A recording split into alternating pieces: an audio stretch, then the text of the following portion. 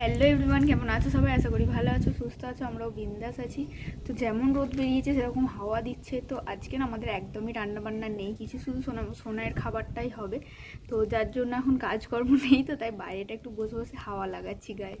তো এর আগে আমার নাজেহাল অবস্থা হয়ে গেছিলো, কত সেলাই করলাম সেই 9টা থেকে বসেছিলাম, এখন বাজে 11:30। তো এই পর্যন্ত পুরো ওখানে কাজ হলো। তো এখন একটু বাইরেটা বসে আছি, এরপর সোনার খাবার করবো। আজকে রান্নাটা কেন নেই সেটা তোমাদের একটু বলি। তো ওই যে সামনের বাড়িটাতে আমি একবার গিয়েছিলাম, মানে বাচ্চাটার অন্নপ্রাশন হয়েছিল। তো সেটা তো ওদের বাড়িতে এমনি ছোটো করে জাস্ট ওর মুখে ভাত হয়ে গেছিলো। তো আজকে ওই অনুষ্ঠানটা হবে, তো যার জন্য নেমন্ত্রণ তো আছেই। তো ওটা এখানে হবে না, এখানে হলে ভালো হতো বাড়ির সামনে, কিন্তু ওটা হবে একটা হলে। তো একটুখানি, বেশি না, হসপিটালের ওখানটায় করে একটা হল আছে, ওখানেই হবে, সেখানেই যাওয়া হবে। যার জন্য আজকে রান্নাবান্না কিছুই নেই, শুধুমাত্র সোনারটা করবো। ওর এখনও কাটাকুটি কিচ্ছু করিনি, বসাবো। এবার বসে ওকে স্নান টান করাবো, যেহেতু অনেকক্ষণ একভাবে কাজ করছি তাই একটু রেস্ট, বাইরেটা বসে একটু গায়ে হাওয়া লাগাচ্ছি। দারুণ হাওয়া দিচ্ছে, আর সেরকম রোদও বেরিয়েছে। তো শুভেন্দু গেছে ডিউটি, আমাদের যেতে বোধ হয় সেই 3টে বেজে যাবে, কারণ ও আসেই দুপুরে 2:30 বেজে যায়। 2:30 মানে আজকে বললে একটু তাড়াতাড়ি আসবে, কিন্তু যতই তাড়াতাড়ি আসুক এসে স্নান করে একটা বেরিয়ে যেতে যেতে একটু দেরি তো হয়। তো দেখা যাক কখন কি যাওয়া হয়। তো বাড়ির আর সবাই বোধ হয় তাড়াতাড়ি চলে যাবে, কি হয় না সেটা তোমরা পরে দেখতেই পাবে। হ্যাঁ, নদ বেরিয়েছে, তাদের বাইরে যাচ্ছিস কেন? তো দেখো, একটু করে রোদ বেরোচ্ছে, একটু করে মেঘ হচ্ছে, আবার দারুণ হাওয়াও দিচ্ছে। মস্তানি করিস না, জামা তুলেছিস কেন? চল, চুলটা তো একদম রকস্টারের মতো খেঁচে গেছে।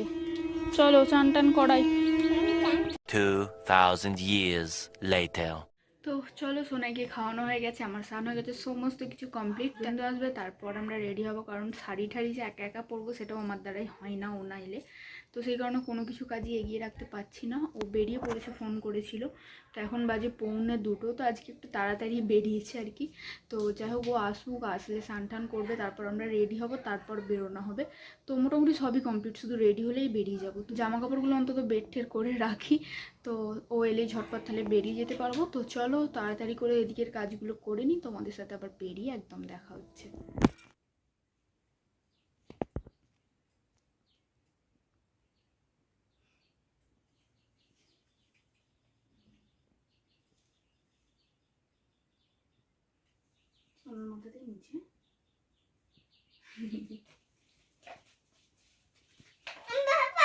না না, চলে এসো চলে এসো।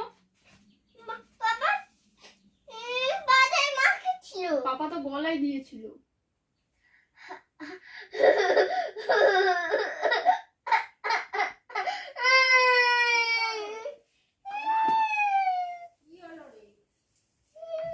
তো চলো, রেডি হয়ে গেছি। সোনাইকে হাফ রেডি করতে করতে শুভেন্দুর হাত থেকে ফোন পড়ে গেছে, তো ও আর ভিডিও করতে পারেনি। তো যাই হোক, ফোনটা আমার কিচ্ছু হয়নি, ওরা বেরিয়ে গেছে, আমিও রেডি। এই যে আমি একটা জামদানি পরে নিয়েছি গরমের মধ্যে, আর সেই হাকোবা ব্লাউজ আমার। তো চলো, প্রচুর গরম হচ্ছে, প্রচুর, মানে এই রোদের মধ্যে যাওয়া দুষ্কর হয়ে যাচ্ছে। তো এখন বাজে 2:35। তো এখন আমরা ঘর থেকে বেরোবো, গাড়ি ঠাড়ি সব ঘোরানো হয়ে গেছে, শুধু আমি বেরোলেই যাওয়া যায়। তো চলো যাওয়া যাক, খিদে পাচ্ছে প্রচুর।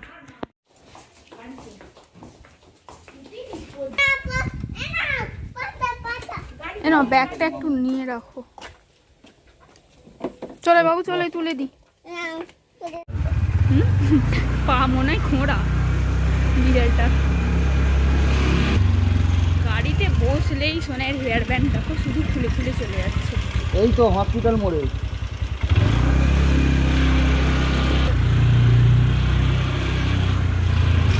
আবার খুলে চোখে চলে গেছে, এই আমার গায়ে ঠেকছে বলেই এরকম হচ্ছে।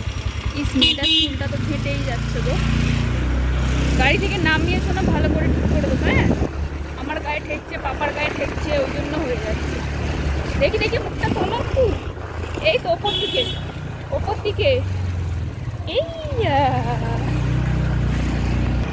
চলেই এলাম আমরা। তো এখন একটু মেঘ করে গেছে, রোদটা তেমন একটা নেই। তোমরা এখানে খাবারের মেনুগুলো একটু দেখে নাও, আর আমি তোমাদের সাথে একটা কথা শেয়ার করি। এই প্রথমবার এরকম হলো যে আমরা কোনো অনুষ্ঠান বাড়িতে এসেই প্রথমে খেতে বসে গেছি।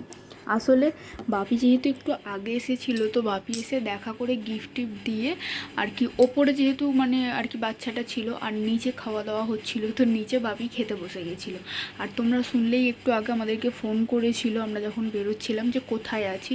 তো সেই কারণে যেহেতু সিট ফাঁকাই ছিল, অনেকটা বেলা হয়ে গেছিলো, তো সেখানে মানে আমরা যেতে না যেতেই বাপি বললো খেয়ে নে। তো সেই কারণে আমরা খেতে বসে গেছি। খাওয়া দাওয়া কমপ্লিট করে তারপর আমরা ওপরে দেখা করতে গেছি। জানো, এই প্রথমবার এরকম হলো, তো খুব খারাপ লাগছিল। কিন্তু যেহেতু অনেকটা বেলাও হয়ে গেছিলো, 3:10-15 হয়ে গেছিলো, তাই আগে আমরা খাওয়া দাওয়াটাই করে নিয়েছিলাম, তারপর দেখা করেছিলাম। তো যাই হোক, এখানে তোমরা মেনুগুলো দেখলে কি কি হয়েছিল। এমনি একদমই প্লেন মেনু হয়েছিল। তো এখানের মধ্যে সবথেকে আমার পাতুরিটাই ভালো লেগেছিলো। আর এই যে চাটনিটা প্লেটে দেওয়ার পর আমি কোথায় চাটনি খুঁজেই পাচ্ছিলাম না, পুরো জলের মতো হয়ে গেছে। বড্ড গরম শীতটা, বাপরে। আমরা এলাম, খেলাম, বেরিয়ে যাচ্ছি, মানে 8 ঘন্টা 40 মিনিট মতো এখানে ছিলাম। আর যেহেতু বেলা হয়ে গেছে, সেরকম লোক কেউ নেই, সবাই খেয়ে চলে গেছে। তা এখন টুকটাক কিছু কেনার আছে, যার জন্য আমরা ওদিকটায় যাচ্ছি, তারপর বাড়ি যাবো।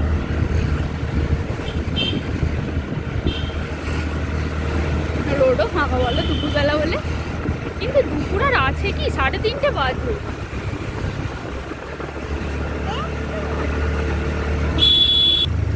পুরো ফাঁকা, এখানে কত জ্যাম থাকে।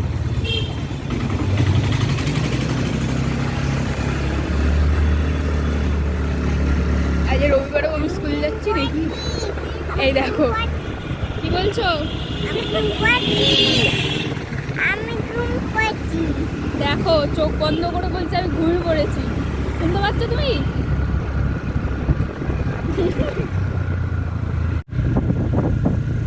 কি গো আকাশটা দেখো। এই তো তোমাকে চাঁদ দেখাচ্ছিল।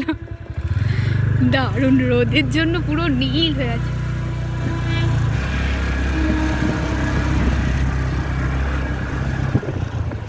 A few moments later. তো বাড়িতে এসে গেছি একটু আগে, তো চেঞ্জ করে নিয়েছি। তারপর বাইরেটা আগে বেরিয়েছে। তো যখন বাড়ি আসলাম কত রোদ ছিল বলো তো, এখন পুরো ঝড়ের মতো হাওয়া দিচ্ছে, উল্টে মেঘ পুরো দেখো অন্ধকার করে গেছে একদম। জানি না, বোধহয় বৃষ্টি আসবে। তো আজকে বিকেলে একটু মায়েদের ওখানে যাওয়ার কথা ছিল, মানে যাচ্ছি না করে একটু ঘন ঘন যাওয়া হয়ে যাচ্ছে। আসলে মায়ের শরীরটা ভীষণ খারাপ, মানে 2-3 দিন হয়ে গেল জ্বর হয়েছে, জ্বর আর মাথার যন্ত্রণা। দরজা ফরজা দাম করে আওয়াজ হচ্ছে। এবার জ্বরটা যদিও কমছে, মাথার যন্ত্রণা একদমই কমছে না। তো সেই কারণে শুভেন্দু বললো কালকেই যাওয়ার কথা হচ্ছিল, কালকে যেহেতু একটু ওই রথের ওই সাইডে গিয়েছিলাম, তো যার জন্য আর যাওয়া হয়নি। তো শুভেন্দু বললো আজকে যাওয়ার কথা। তো ওয়েদারটা দেখো কী রকম একটা হয়ে গেল, জানি না এতে যাওয়া হবে কি না। আর তখন বললাম না তোমাদের যে টুকটাক কিছু কেনার আছে, তো ওগুলোই কিনতে গেছিলাম, যেহেতু যাব তো কিছু একটু কিনতে গেছিলাম খাবার দাবারই মায়ের জন্য। তো ওয়েদার যা হয়ে গেছে, জানি না কি হবে, যাওয়া আদৌ হবে কি না ভগবানই জানে। তো সোনাইকে ঘুম পাড়িয়ে দিয়েছি, এখনও 5টা বাজেনি, 5টা বাজতে এখন অনেক বাকি, এখন 4:35 বাজে। তো 5টা নাগাদ শুভেন্দু ঘুমাচ্ছে, ওকে 5টা নাগাদ ডাকতে বলেছে। তো দেখা যাক, ওয়েদার যদি ভালো থাকে তো ওকে ডাকবো। দরজা বোধহয় ভেঙেই যাবে। দেখো শুধু, তোমাদেরকে আমি তখন রোদ দেখে ওয়েদারটা একটু দেখাচ্ছিলাম, আর এখন ওয়েদারটা দেখো নিমেষের মধ্যে। আজকে সকাল থেকেই এরকম হচ্ছে, একবার করে বৃষ্টি নামছে, আবার রোদ বেরিয়ে যাচ্ছে। তো এই হাওয়া দিলে জলটা কি সুন্দর হয় দেখো। ওই দিকটা আবার একটু চকচক করছে, কি জানি কি হবে। বৃষ্টি যদি আসে আমাকে আবার ওপরে ছুটতে হবে, সমস্ত জানলাগুলো খোলা। তো ওপরটা যেহেতু ব্যবহার হয় না, তো দাদাকে বলা হয় ওপরে জানলাগুলো মানে বন্ধ রাখার জন্যই। ও শুধু সকালে যায়, গিয়ে জানলাগুলো খুলে দিয়ে চলে আসে। আর বৃষ্টি এলে আবার ছুটতে হয় ওপরে জানলাগুলো খোলার জন্য। বাপরে বাপ, বলতে বলতে ঝমঝম করে বৃষ্টি এসে গেল। দেখো গাড়িটার উপরে একটু বসেছিলাম না, সহ্য হলো না। দেখো জোরে জোরে বৃষ্টি নেমে গেল। তো চলো, আর এলা দেওয়ার দরকার নেই, এবার ঘরে ঢুকে যাই। ওয়েদারের অবস্থা খুবই খারাপ, বলতে বলতে বৃষ্টি নেমে গেল। কিন্তু এই বৃষ্টি বেশিক্ষণ হবে বলে মনে হচ্ছে না, ওই দিকটা দেখে দেখো, এদিকটা একটু একটু করে চেঞ্জ হচ্ছে, তো মনে হয় না বেশিক্ষণ হবে। তো যতক্ষণ হয় হোক, এখনও তো 5টা বাজেনি। তো যেহেতু 5টা অবধি টাইম আছে, তো তার মধ্যে যা খুশি হওয়ার হয়ে যাক। তো আমার চশমা টশমা সব ভিজে গেছে, তো চলো ঘরে যাই। তো পাপা মেয়ের এখনো পর্যন্ত ঘুম ভাঙেনি।